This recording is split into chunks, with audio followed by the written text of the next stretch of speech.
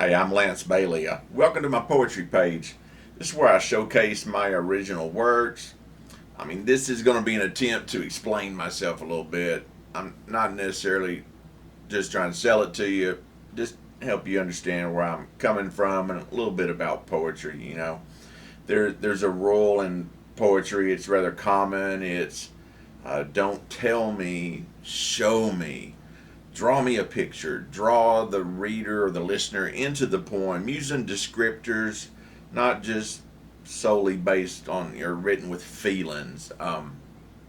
Most of the best classic poets, did this, like Edgar Allan Poe. You can just picture yourself this crazy bird or him fixating on this old guy with the crazy evil eye. Ironically, a good percent of modern poets they don't do this as much, and ironically, um, what you'll find is the emotional brand of poems are actually the most successful today, and you can see this in effect. Poem books on Amazon by a person whose poems are about failed relationships or broken romances or struggling with depression are the most successful. And they'll generate more interest than a person's poetry about fantasy and dragons, etc., even though fantasy and such are popular genres. And it's sort of the 80-20 rule to a degree. The majority of people are really into the ordinary sales. And it and it doesn't take but the least amount of effort and simple content to entertain most people, and thus, kind of the proliferation of reality TV, etc., is one way you see that. So for me, I'm part of the 20%. I tend to keep my actual emotions kind of private. I'm not interested in putting them to poetry. I've got buckets of emotions, private experiences, but like everybody else, to me, it's just not that interesting. I've always been more interested in the abstract, fanciful things of the subculture, radical, etc.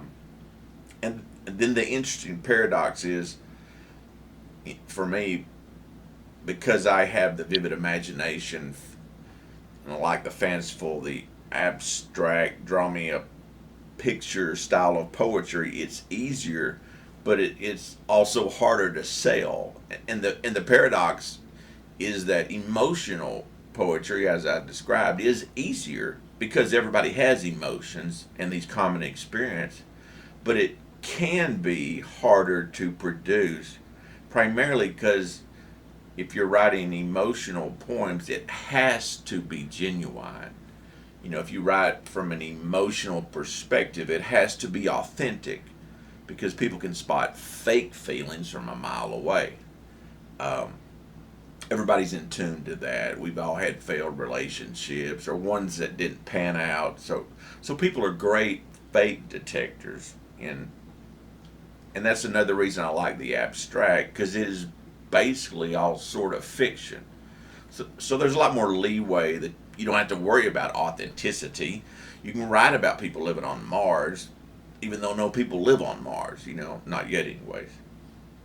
So I like the fiction, fantasy, fanciful, and for a creative person, it's easier, but it's not often popular. So it's on the right side of the 80-20 rule.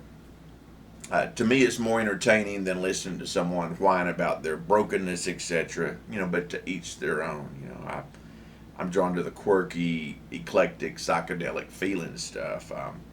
I personally think it's more entertaining, and I do appreciate all types of poetry. I read other poets' poems, and I can emphasize with a lot of these feelings based poems. It's just not for me. Um, I'm a byproduct of 20th century life and old. I was raised on old B science fiction movies, and the Adams Family. That's what entertains me. That's what I end up writing about a lot of times. The weird.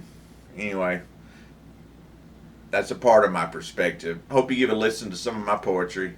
Hey, thank you very much, and be yourself, okay? Because Everybody else is already taken. That's from Oscar Wilde. Hey, thanks.